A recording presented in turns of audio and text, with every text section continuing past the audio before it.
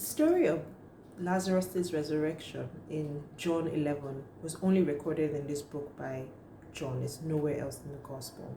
And the disciples' hesitation to go into Bethany was because the people there were very hostile towards Jesus and had tried to kill him.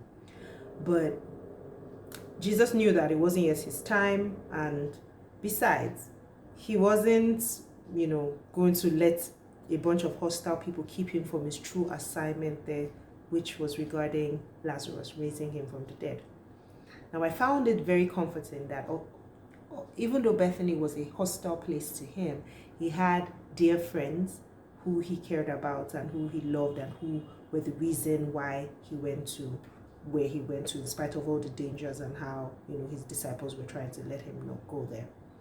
Now, some of the things that came through to me was Martha's faith in Jesus. It was very evident in her conversation with him. She knew who he was and she believed in him. In spite of her grief, she didn't let that cloud her belief and her faith, and she spoke as much. And in spite of her disappointment in the fact that her brother had died, it didn't change her perception of him, and and what she knew was his nature and his goodness. But the conversation with Mary, on the other hand, was different. Jesus responded to her differently.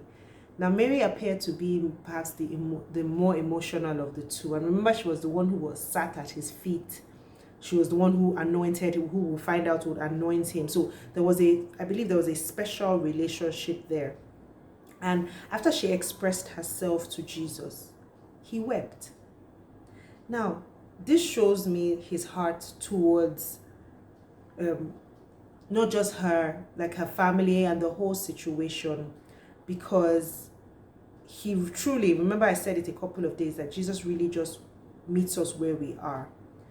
What's interesting was that he knew he was going to raise Lazarus. He knew that in a few minutes Lazarus will be back here, but he wept nevertheless, right? And I think that he was just showing his humanity in response to the grief that he was faced with at that time, and that makes it even such a very precious moment. Now, in situations like this, like many others, there were people who were questioning his response and they were mistrusting him because they didn't understand his ways.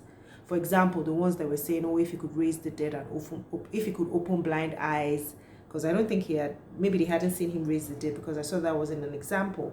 They were saying if he could open blind eyes, and why couldn't he have kept Lazarus from dying, right?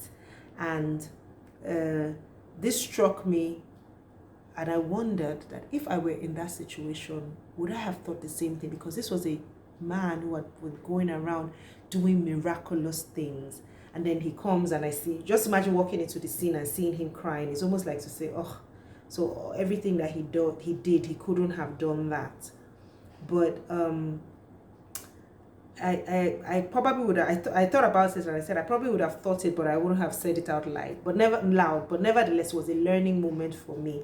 And I packed that also and filed it away as, things not to say or think in situations, because when Jesus is there, anything can happen, right? Now, the miracle of raising Lazarus from the dead was very pivotal because it caused two things. It caused, one, lots of people to believe in him, but then it also galvanized others to report to the Pharisees and incited a desperate motivation to murder not just Jesus, but Lazarus as well. Now, Jesus is going low-key after that, for me, had nothing to do with fear. He wasn't, not appearing in public and doing all of that because he was afraid. No, I believe he was keeping in the timeline for the Father's appointed time for his death and resurrection, and he wasn't just trying to let anybody be used by the devil to try and manipulate the timing. So here's my hashtag getting to know God lesson. Jesus waited for Lazarus to die, not because he was trying to be mean, but he intentionally did that so that he could raise him up from the dead. It eventually had a great impact on the faith of many, which may not have been so if he had merely, healed him as a sick man. He pointed to the Father before he raised him, and he demonstrated his power over death and the grave. Amazing God, amazing Jesus. Yay, Jesus. Thank you for joining me. I'm having such a wonderful time sharing these lessons, and I hope that you are enjoying listening, and I'm hoping that you'll share with me too as well in the comments or in the DMs as some of you do. Thank you so much for joining me, and I look forward to sharing again with you tomorrow. Have a blessed day. Bye.